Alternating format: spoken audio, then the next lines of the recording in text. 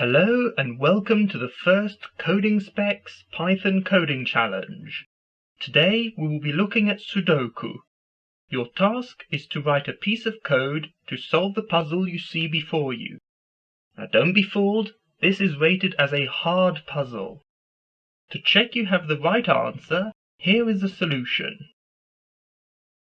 For those of you who don't know how to play Sudoku, the aim of the game is to fill the grid with the numbers 1 to 9 such that two identical numbers do not appear in the same row, column, or box.